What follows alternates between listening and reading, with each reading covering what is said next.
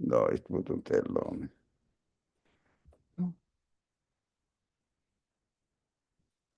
Assalamu alaikum. We are live now.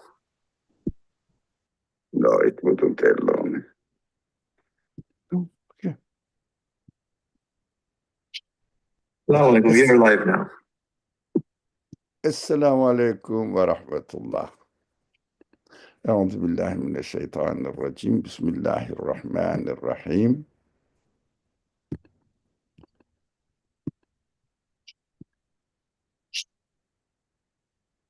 رب اشرح لي صدري ويسر لي أمري واحلل عقدة من لساني يفقه قولي واجعل لي وزيرا من أهلي هارون أخي اشدد به أزري ويشرك في أمري كي نسبحك كثيرا ونذكرك كثيرا إنك كنت بنا بصيرا وصل اللهم على محمد وعلى آله وأصحابه وأتباعه وسلم.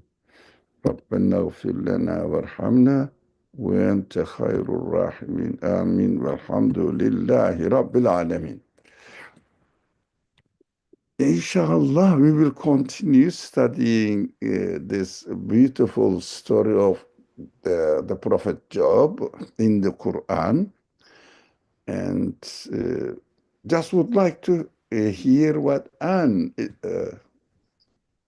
has to share with us. Please, Anne. Yes, thank you. So I will summarize last week, inshallah. We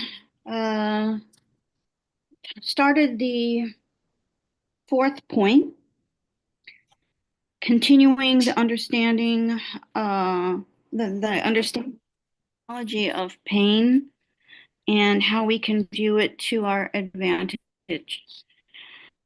So in the fourth point, Nursey starts by saying how we squander our power of endurance on the past and the future. And in that process, our endurance then becomes not equal to the misfortunes of the present. And therefore, we begin to complain as if we were complaining of God Almighty to men, which is bolded in the text, which is a very important point. So we need to look at, while we have incredible endurance for the past and the future, and Nursey gives very good reasons for each one, starting with the past. He says that the day that held misfortune in the past is gone. The distress is gone. The pain has vanished. So that is pleasure. Therefore, one shouldn't complain, but give thanks for enjoyment, that the misfortune, the distress is gone, and only tranquility remains. In fact, Nursey even goes so far as to say that one should not resent misfortune, but love it, which is a harder pill to swallow, so to speak. So we talked about how we don't actually choose misfortune, of course. We don't like welcome it with open arms. But if God chooses misfortune for us, we should love it, at least theoretically, because its creation is purposeful. God is trying to use it as a way to educate us. Nursey continues by saying that the transient life of the past for the believer comes to be counted as an eternal and blessed life because of misfortune. So, for example, we used the analogy of the car, i.e., really ourself. So let's say that my car has some mechanical problems, I turn to my creator and say, only you can help. This car belongs to you. If we can acknowledge that, then we can refresh our mind and refresh our covenant with God. If we realize that nothing that we have we think is ours is actually ours. It's sort of belongs to our owner, and we need to understand that he's training us, and only believers can see the wisdom in misfortune. And Nursey continues to say that don't waste your endurance on rehashing the past pain, and he says to do so is sheer lunacy. And then we had a really interesting discussion about injustice and justice, which is related to this because the reason why there's injustice, the reason why there's pain and misfortune and injustice is because it's been caused by people, because God gave people free will. And in doing so, people will exercise their right to injustice. But that's from our point of view. From the creator's point of view, there will always be justice. We don't need to question if the injustice caused by people if there'll be a retribution. I know I can speak for myself when I say I want to see the retribution in my own life, but God is wise and he will give justice. That's on his side. So we talked about don't load our side onto the creator's side. Don't think that the creator is somehow abdicating his responsibility of implementing justice. So we talked about how we need to separate the creation side with the created side. And always remember that unjustly people will always be like quote unquote rewarded. Unjust people will get their due. So where does that leave us with injustice is that we have to do our portion as much as we can towards justice.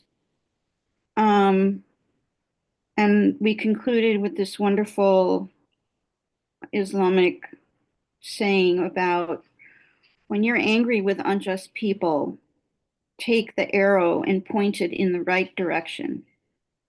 That is to say, don't turn the arrow to God. And that's where we left off last week. Excellent. Thank you very much. Welcome. Yeah. I have a friend here, she approved that this summary is really excellent and needs to be appreciated. Oh, thank you, really, mashallah.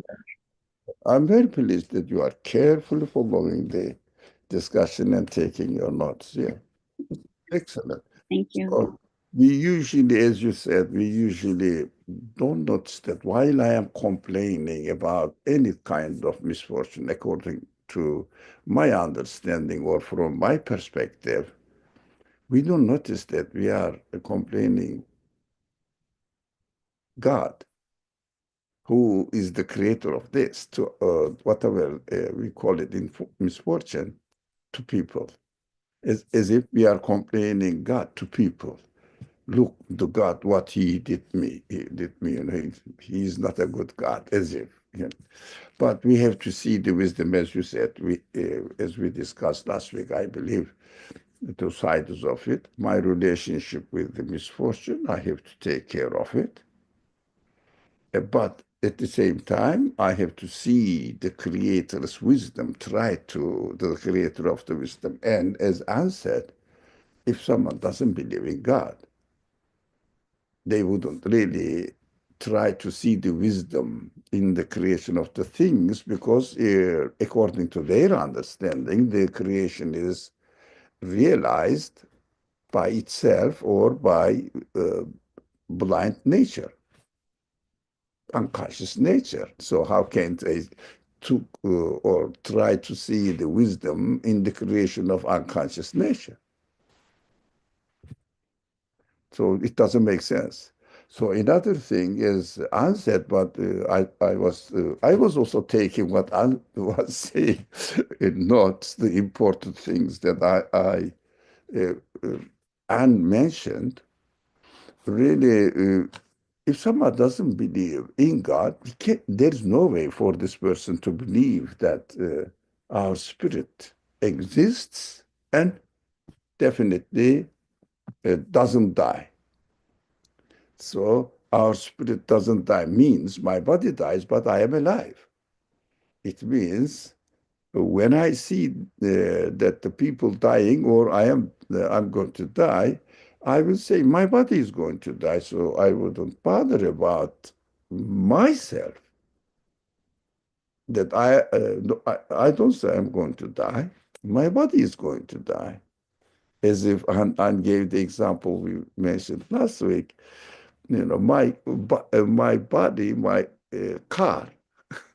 I am the driver. So if my car doesn't work, breaks down, it doesn't mean that I disappeared from existence. No, body is the car, and the one who's driving is me, my reality, human side.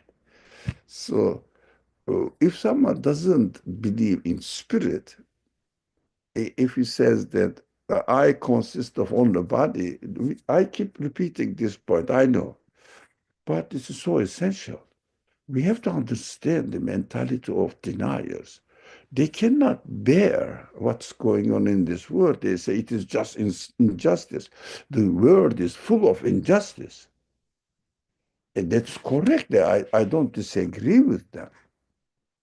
But at the same time, yes, there is, but it doesn't mean that there is injustice in existence. No, the people cause, or something happens to me created by the creator of the universe, God. It doesn't mean that it is a pointless, aimless creation. It is the way I have to learn.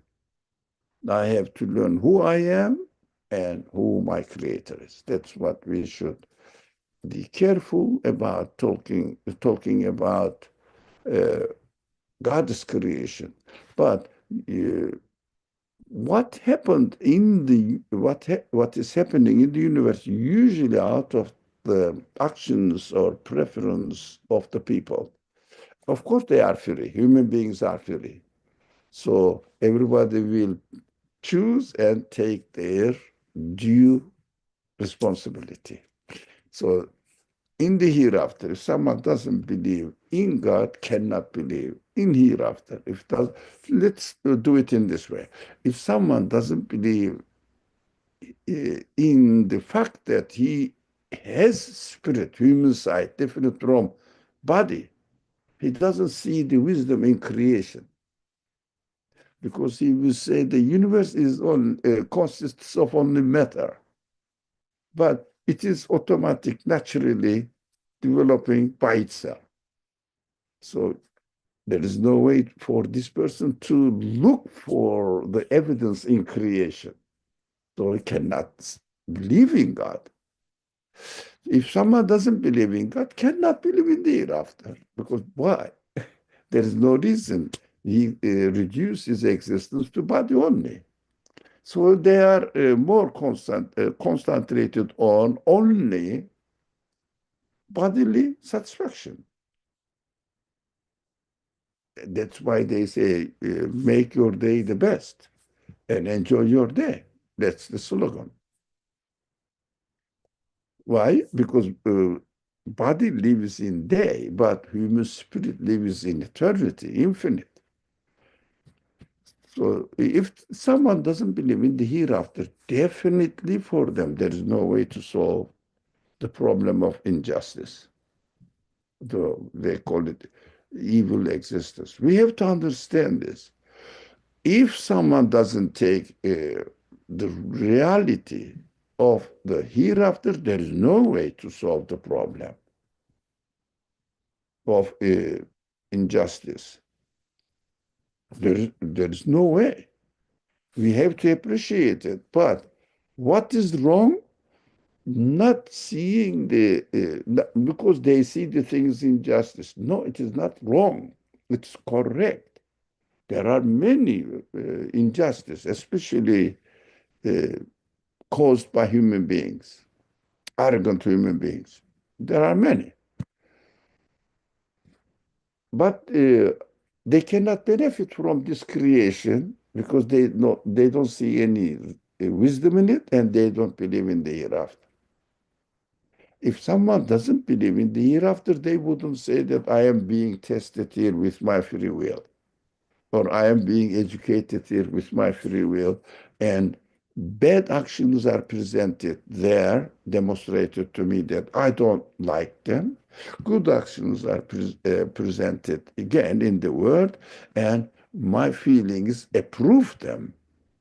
So I have to learn from both sides and decide about my own choice.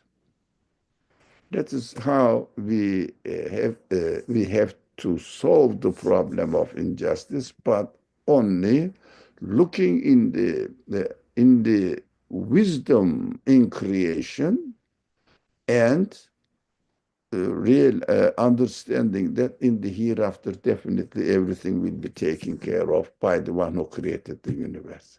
Everybody will get their desert, their share, what they do deserve. This is the Quranic way of analyzing the existence. So I think we stopped last week. In short, if anybody else wants to say something, share any comment, question, otherwise we can read, follow where we left off last week. Okay, and would you mind? Yeah, where are we start? Oh, in short. Okay, Bismillah. In short, just as gratitude increases divine bounty, so too complaint increases misfortune and removes all occasion for compassion.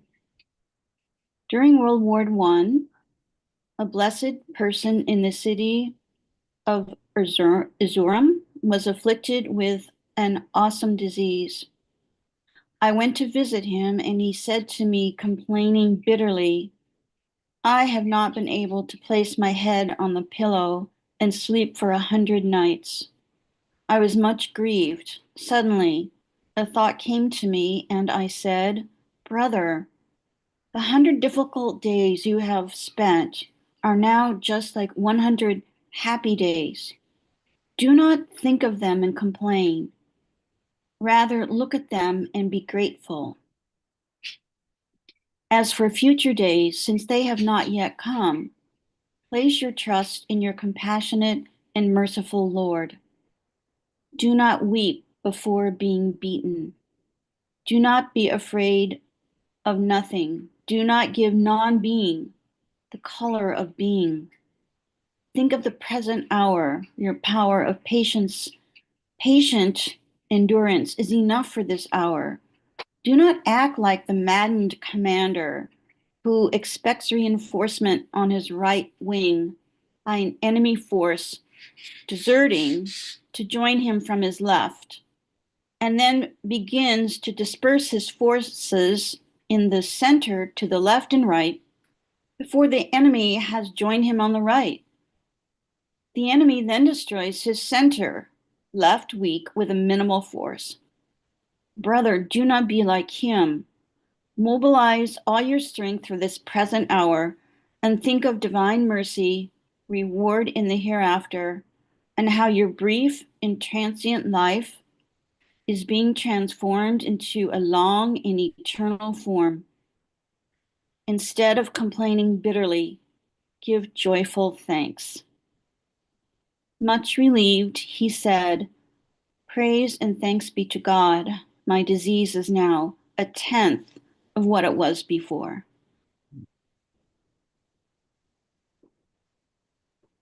Would you like to share your takeaway? Um, it's a beautiful analogy of um, reassurance for when we ourselves are in pain, whether it's physical or mental. I love the underlined part of "do not weep before being beaten. Do not give non-being the color of being. Think of the present hour. Your power of patient endurance is enough for this hour." So I think that's something we should always remind ourselves. Um, it's easy to get swept up um, in the uh, it's easy to get to wallow kind of in our misery and feel sorry for ourselves, um, which actually it doesn't help the situation at all. So if you can think of it this way, thinking of the present hour and that your endurance is enough for this hour, I think that should give us a lot of strength.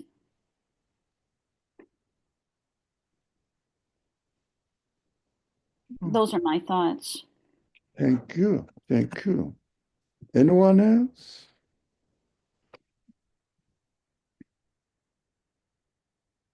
I would like to share this verse with an introduction as the underlined, just as gratitude increases divine bounty. Uh, how? We have to question. So too, complaint increases misfortune and removes all occasion for compassion. Complaint removes all occasion for compassion. I would like somebody to uh, communicate with me here now, interaction. Now,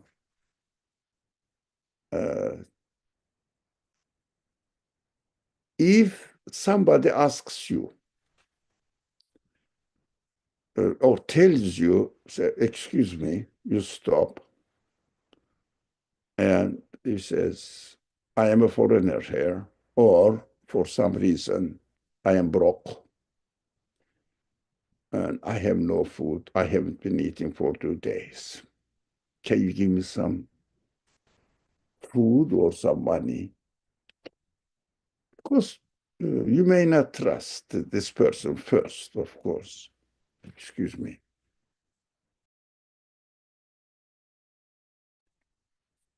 And you say, since he asked me, let me give him some food.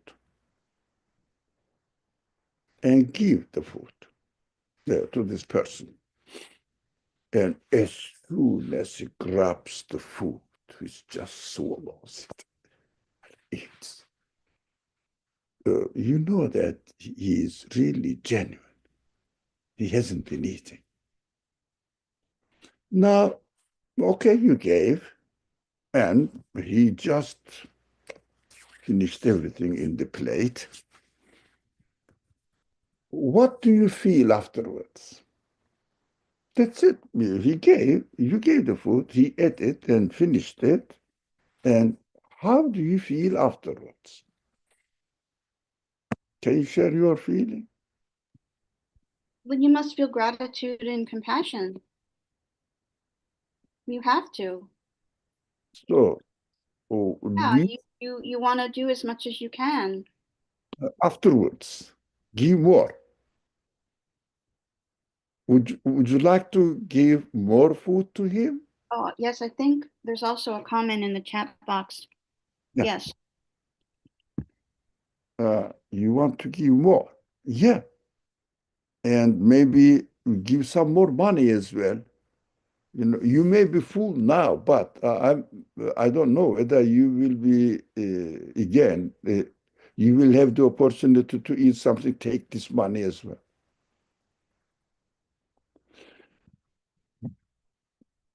Yeah, everybody knows this.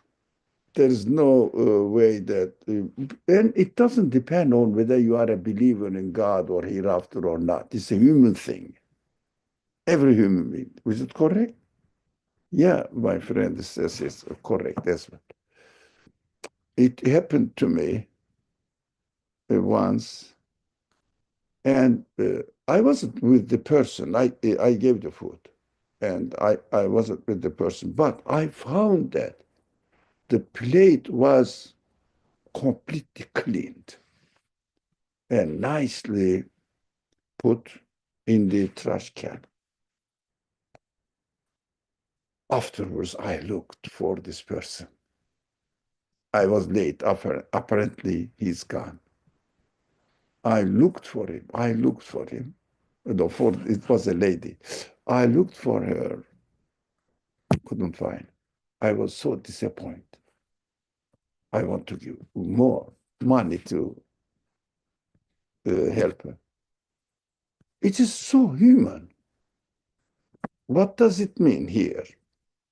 Gratitude increases divine bounty. This is what we have been talking now about the event. It's just to make an analogy with the real case. It is a physical thing, but if we are given anything by the Creator, it means anything, everything is good, by the Creator. So if we are happy with it, it doesn't mean that the food in my plate will increase. If gratitude increases the divine bounty, it doesn't mean that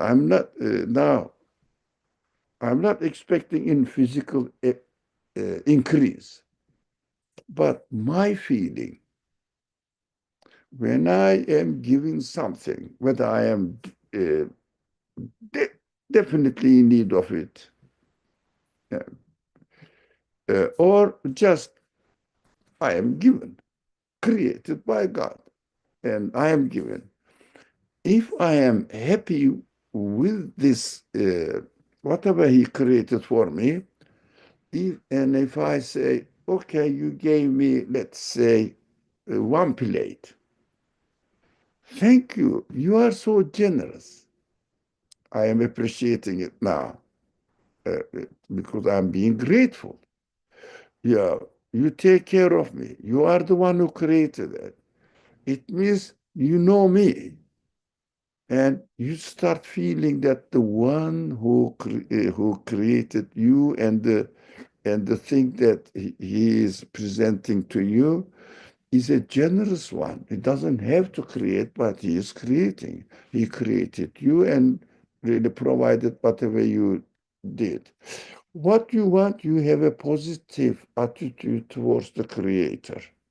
That's why it may be difficult to understand because we may think of this increase into or decrease in physical terms.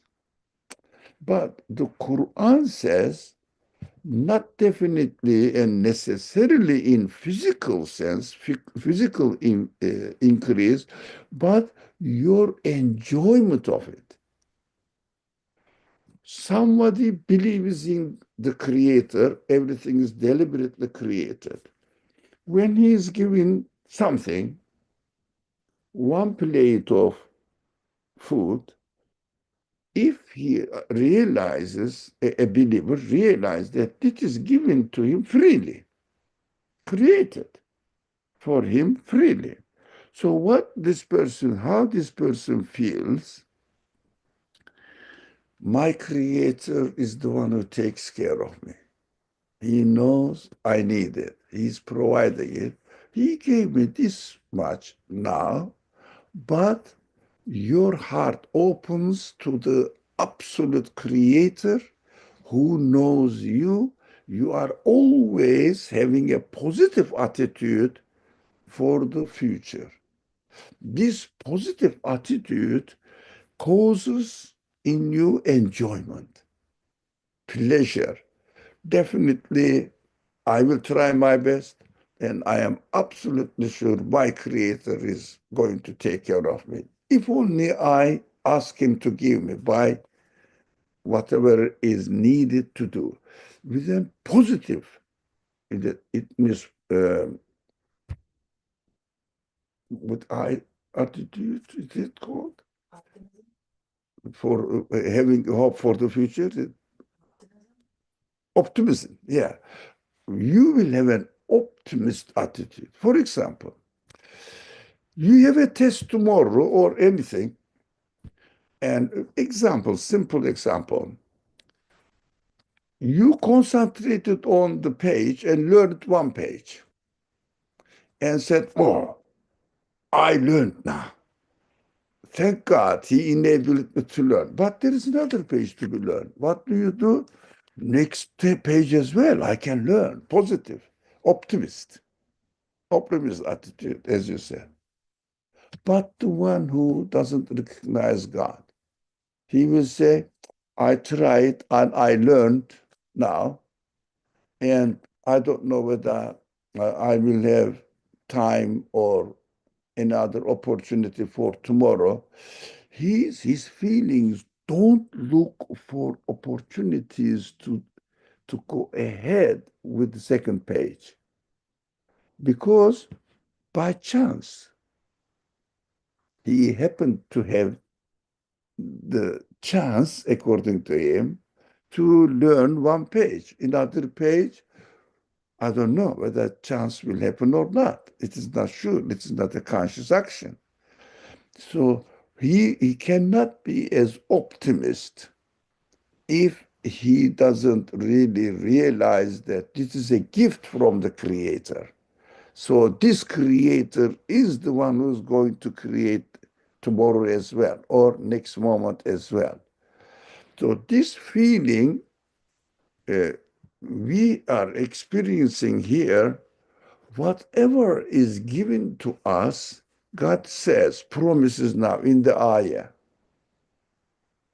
You will experience, we will study the ayah, the verse from the Quran. God says, uh, God will definitely increase in your feeling and also physically in the future, but we don't know because it is not obviously demonstrated. Let me read the word. Bismillah ar-Rahman ar-Rahim. وَإِذْ تَأَذَّنَ رَبُّكُمْ لَإِنْ شَكَرْتُمْ لأزيدنكم لأزيدنكم ولئن كفرتم إن عذابي لشديد. It's very interesting. Let me read the translation. And remember, when your Lord proclaimed, if you are grateful, I will certainly give you more. لأزيدنكم. Give more. But if you are ungrateful, it doesn't say, I won't give you more. It says, surely my punishment is severe. You will never have optimism. You have to have always pessimist. I am going to die. I am going to leave everything behind. Even I am the most famous man in the world, doesn't matter. But I know one day I will die and nothing will remain with me. That is the punishment in feeling. Of course, in the hereafter, because this, if you do a job with confidence that you are definitely able to do it, how do you feel about it? Yes, I can do it. For sure, optimist. Not falsely, really, an optimist. So then you do it with confidence. But if you are not very confident in yourself, you don't really try to do the best for the future. You just say, I don't know whether I will be able to do it. Hesitant.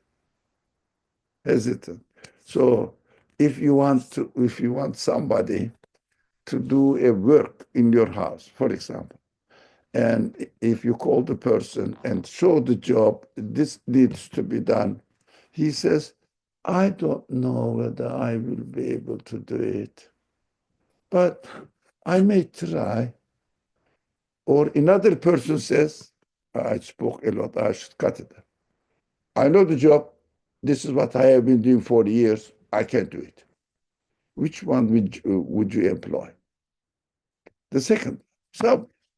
So God says, if you are grateful, I will certainly give you more in this world as far as we can experience feeling wise in our feelings.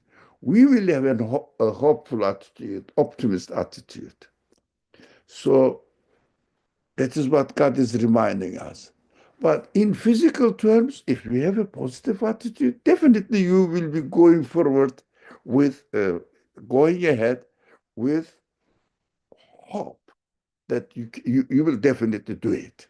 So positive attitude. And the positive attitude is always, not only by the Quran, then the psychologists advise us, believe in yourself, have confidence in yourself. You can do it. This is what I mean. We can do it. The slogan, isn't that? So we can do it.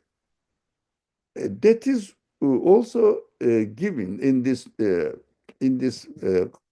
verse of the Quran. So you should trust me, but be grateful. Acknowledge me. I am the one who created you with the need, and I am the one who is going to provide what you need. I can do it. So that trust me and go ahead. I gave you free will. I gave you the ability, potentiality. Go and use it. You will be successful. So but when we are not grateful, ungrateful, if we are ungrateful, surely my punishment is severe. Why? When I am ungrateful, whatever is given to me, I am pessimist. I don't have any power. I don't feel any power to go ahead, investigate, do something, because I was given only this much. This is not enough. What shall I do? I mean, even I eat this much. Example, even I eat this much, it won't satisfy me. So, for example, let's go back to the example. Somebody says, I am very hungry. I'm very hungry. I have been eating for 2 days, for example. And you gave him a plate of food. He said, what is this? Is it not enough? Didn't I tell you I have been not eating for 2 days? What shall I do with this? It doesn't satisfy me. Leave it. What do you do? Do you feel pity on this man? Exactly what we understand. My punishment is severe. It means I'm not going to give you anymore. I hope this explains. I found this sentence difficult to understand, and this verse also difficult to understand. How can I practice this in my life? As if I say thank you very much, and my I don't know, my bank account will increase. Will it? Do you think? No, it is obvious, isn't it? And that's thank you very much for giving me $10, and waiting for the tomorrow account checking. Ah, it is still $10. There is no increase. It is a wrong way of understanding the verse. Thank you very much. I'm sorry. Anybody else? Thank you. Question, concern. Anybody else? We can continue. Sorry. Oh, oh, I was going to say we should also keep in mind to not take things for granted. So part of being grateful is I'm not going to, um, well, for example, just our own life. We don't know if we'll wake up in the morning. So we should always be grateful. I think we tend to be complacent and just sort of take it all for granted. So I think part of being grateful is not thinking like that. Thank you. That's correct. So, Thank you. oh, you're welcome. So we should move to the fifth point, right? Yes. Okay. Fifth point. Bismillah.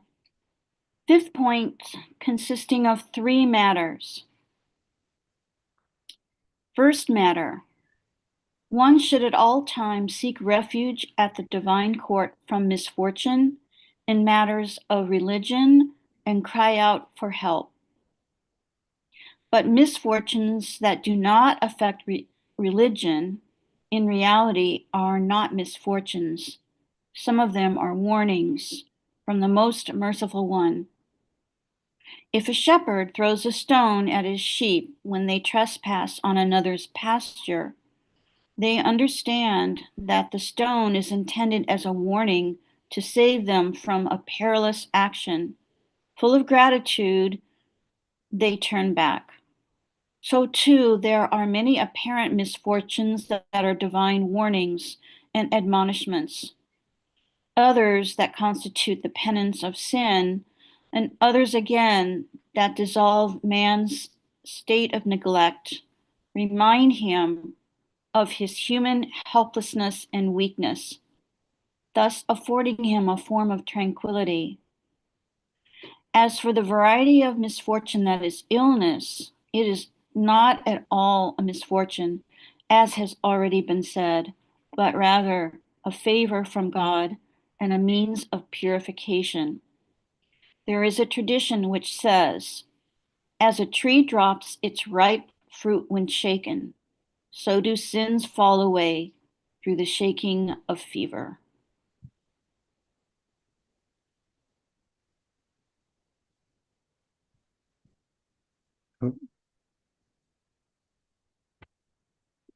Any comment? Well, I think you have a lot of important passages that are underlined. Um, the first one is one should at all times seek refuge at the divine court from misfortune in matters of religion and cry out for help. I was just wondering if why he restricts it to just religion. Um, shouldn't we always be seeking refuge at the divine court from misfortune?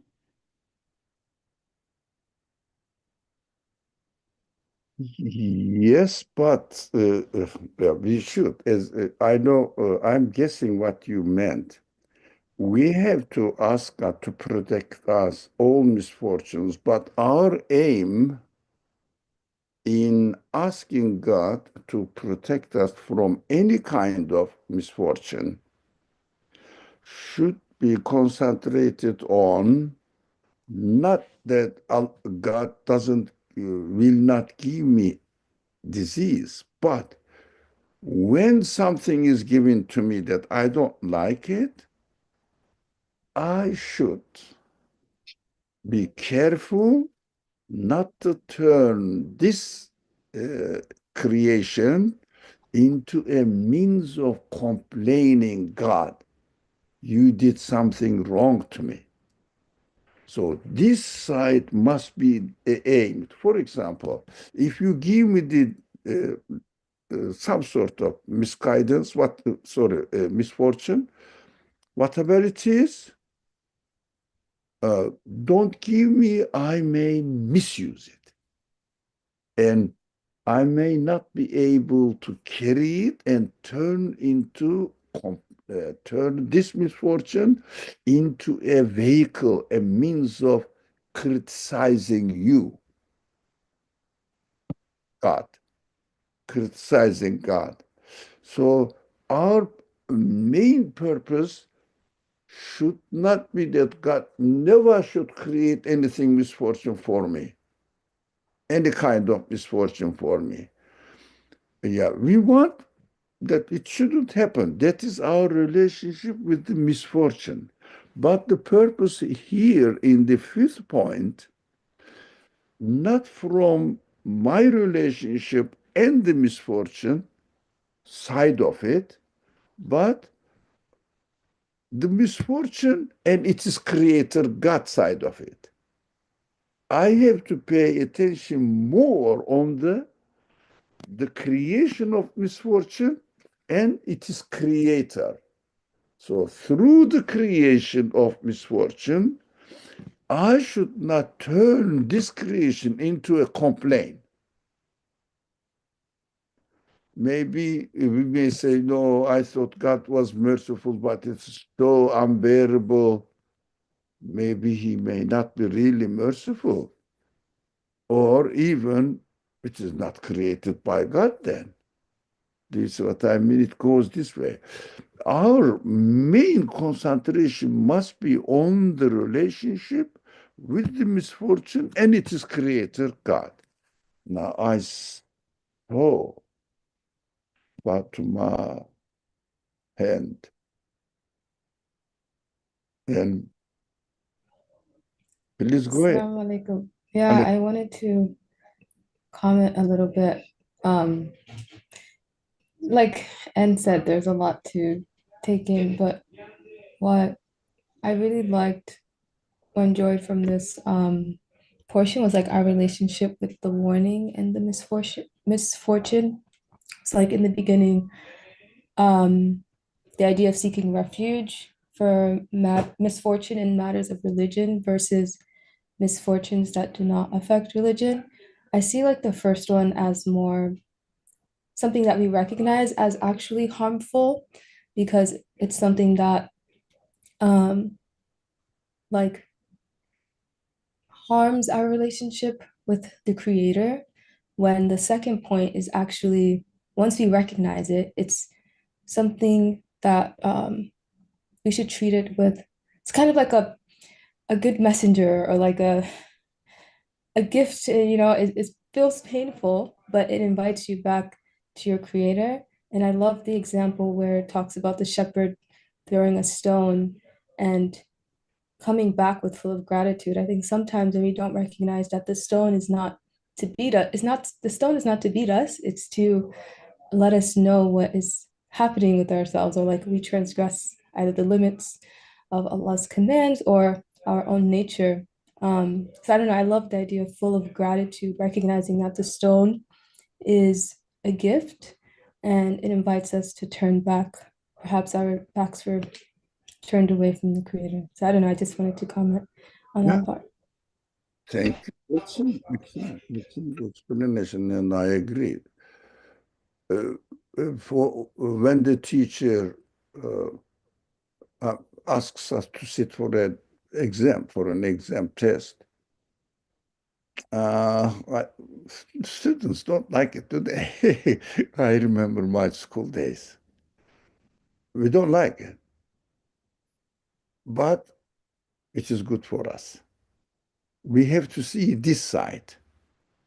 Now, if I cannot answer the question, I shouldn't criticize the teacher. I should say, he is telling me, giving me the opportunity, look, you have not learned this part.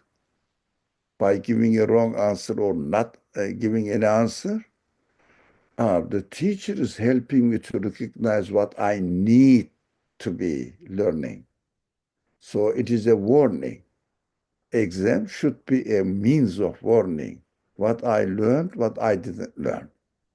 But as far as the teacher is concerned, whatever I do, the teacher did his best, his or her best. Gave me the opportunity to learn. But I shouldn't get angry with the question if I don't know the answer. I should take the question, study on it, work on it, and this question was asked and I didn't know the answer. I have to learn it, turn it, but know that any case, the teacher means my good. So I should say, thank you, teacher, for failing me. Do you understand? Although hard to say for a student, thank you for failing me, because I realized I haven't learned what I should have learned. So now, Fatima, please go ahead. When you're explaining that, I think just for myself too, like it's very hard to see that reflection because like in the test, the teacher already knows the answers and knows who's going to pass or not, but it's us who realizes what mistakes we're doing. And it's very painful and difficult to see that, yes, I have not learned this, or I think that's where it comes, like we see our weaknesses in that test. So it kind of comes with a degree of like I don't know if it's like acceptance of our weaknesses or of our humanness. Um, I don't know. I don't know. I just know that there's pain in us also seeing our own faults in the tests.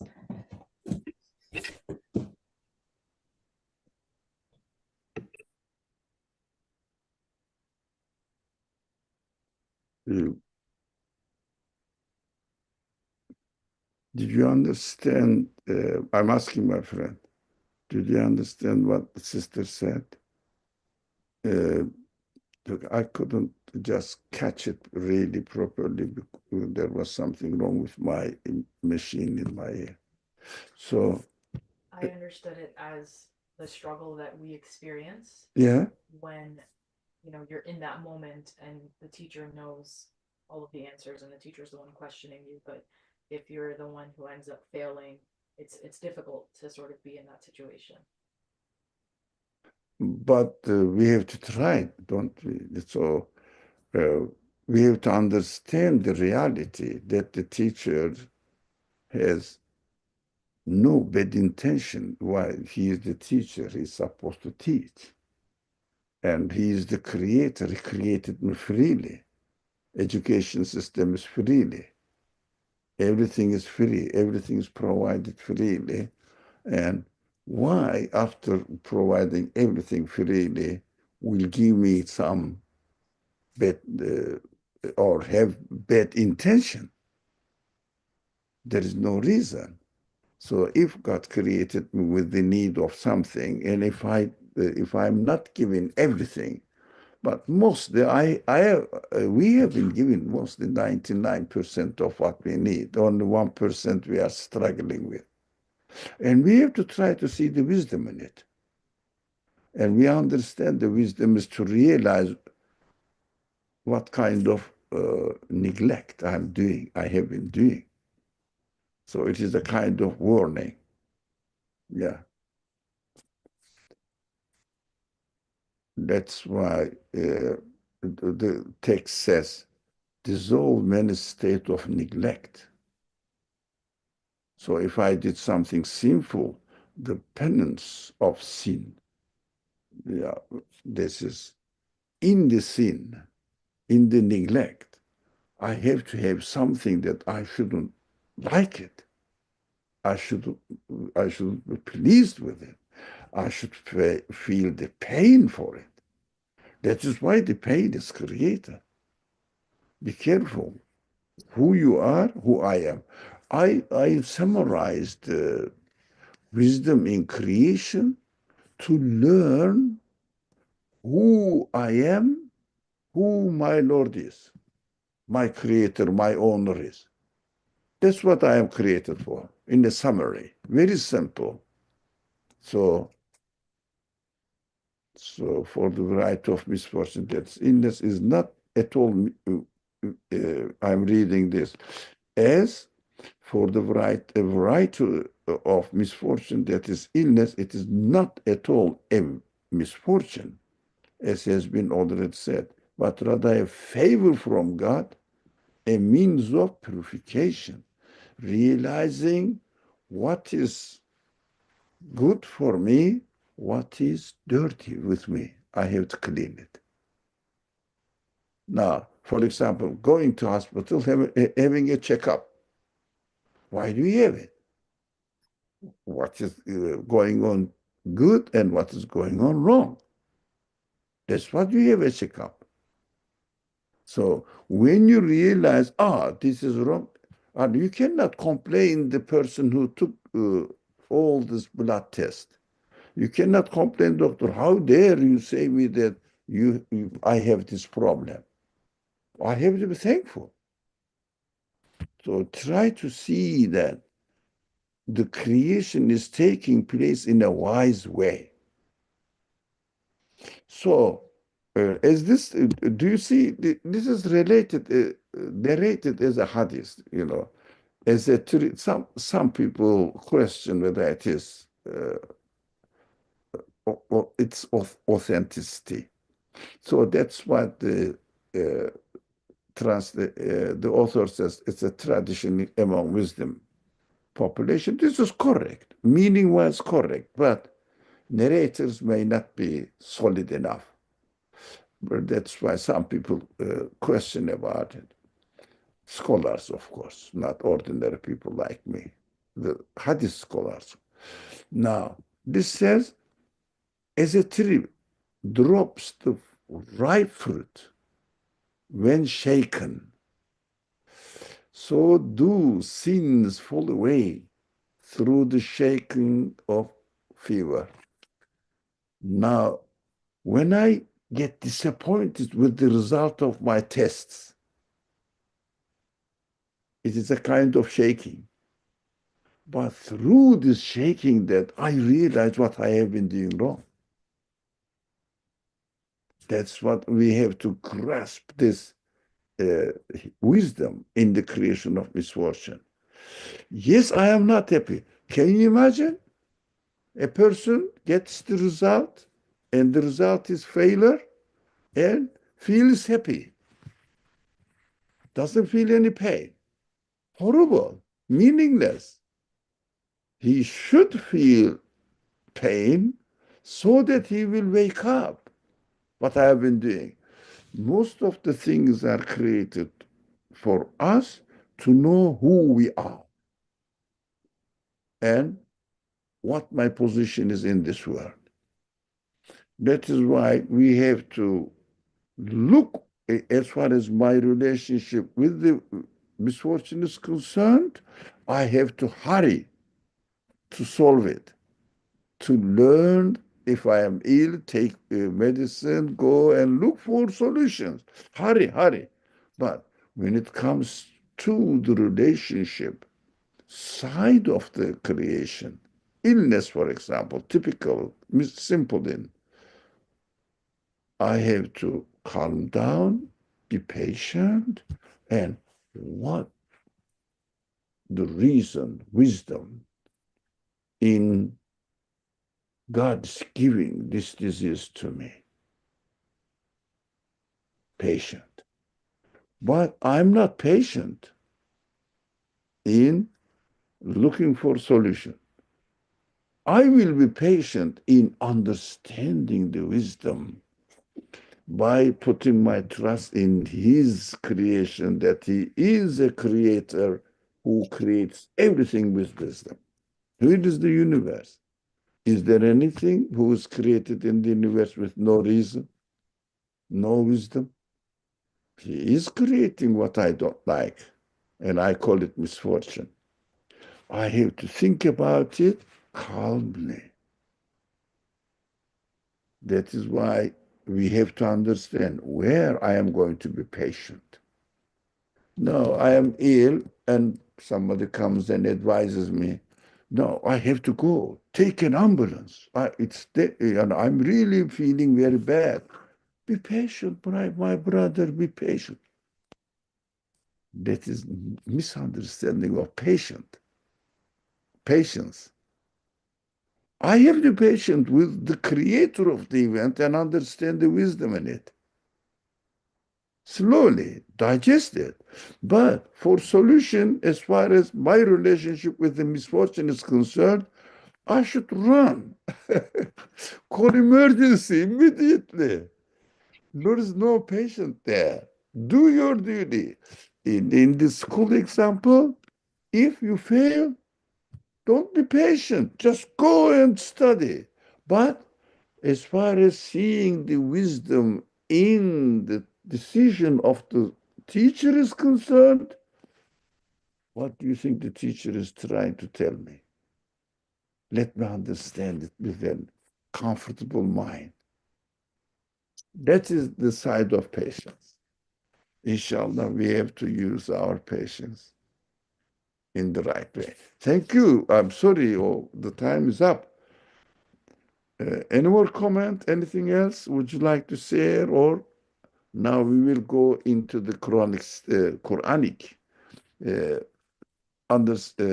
presentation of the Prophet Job's story. I have a question, but because of the time, maybe I'll wait until next week to ask it.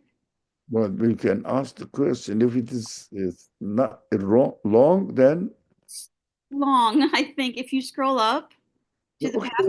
passage, the passage I just read, the This one. paragraph above where we started the up. No, Yeah. no, yeah, there, the first matter. Yeah. I've been reading and rereading this, and it looks to me like he's creating different kinds of, or a hierarchy of misfortunes. And the only true one would be in matters of religion. And other misfortunes only appear as misfortunes because they're warnings. But then he talks about others that constitute the penance of sin and others that dissolve man's state of neglect. And so I get a sense here that there's all these different kinds of misfortunes. And I just find this section a little bit confusing to make sense of why he's categorizing these misfortunes in this way and only leaving one as a real misfortune, which is a misfortune in matters of religion. I don't quite see why he's breaking them down in this fashion. Shall I just quickly, or you can read it, the blue section that I put note here? Okay, I'll read the blue. Mm-hmm. Yeah, please. The fourth point was our relationship with quote unquote pain. Now, the fifth point is going to be about our relationship with the creator of the pain. But misfortunes have two aspects: what we learn from them and what pain we feel, and we need them to be cured by God. No. Now, the relationship with the creator of the pain is presented here as the matters of religion. Matters of religion means my relationship with my God. Does it help at all? I have to think about it. Yeah, relationship with the creator of the pain is the misfortune in matters of religion. Yeah, matters of religion means somebody is, I don't know, criticizing the Quran or burning the Musaf. Ah, religion, or denying God. No, no, it is his business, not my business. So matters of religion means my faith, my belief in God and analyzing it. How do I see it? That is why we have to, this misfortune in matters of religion is going to be explained here. When pain was heavy and the tongue and the heart of Job, is, as the Quran uh, explains, could not thank God. Oh, thank God giving me this pain. Unbearable. This is what I mean. Oh God, what's this? Which kind of mercy is it? Look, relationship with God started damaging. That is why we have to ask God, please, God, don't give me misfortune. I may turn it into a complaint about you. That is why we have to be careful not to turn the misfortune into a means of criticism of the Creator. That is uh, mentioned here as the misfortune in matters of religion. It is further going to be explained in the example of Job. That's why we have to have two aspects. Usually we don't have these two aspects. I don't like pain. I don't like pain. That's it. I ask God to remove the pain from me. That's it. This is what we understand prayer. No. This is just common understanding of prayer. No, we have to be careful what we are doing. It doesn't mean that I shouldn't ask God to remove the pain from me. But the main purpose should be, for example, after I took the test in the exam, I failed. And then I have to pray. For what? Go to the teacher and beg, please, teacher, give me a passing point. This is not the point at all. Passing grade. No, it is not. The teacher said, no, I cannot. I'm an honest person. I wouldn't change it. That's your reality.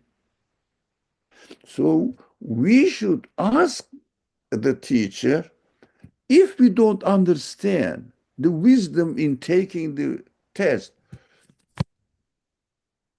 teacher, can you explain me why you teach me a subject and ask this matter to me again? You are the teacher. Why do you ask me this? I don't understand.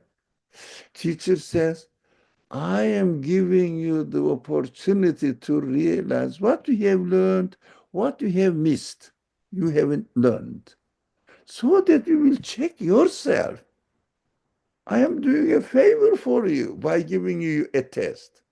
God is telling us, I am giving you a favor by giving you a misfortune. Try to understand the wisdom in it. Don't turn it into a complaint to me. When you turn this misfortune into a vehicle, a means of complaining the Creator, it is the problem. Misfortune in matters of religion. If it is not still clear, please next week, while we are studying the Job, remind us and reiterate your question if it is not clear. And Yes, I will do that. Thank you. Inshallah, next week we will continue. It is too late. Bismillah ar-Rahman ar-Rahim. سبحانك لا علم لنا إلا ما علمتنا إنك أنت العليم الحكيم وآخر دعوانا أن الحمد لله رب العالمين بحرمة سر سورة الفاتحة.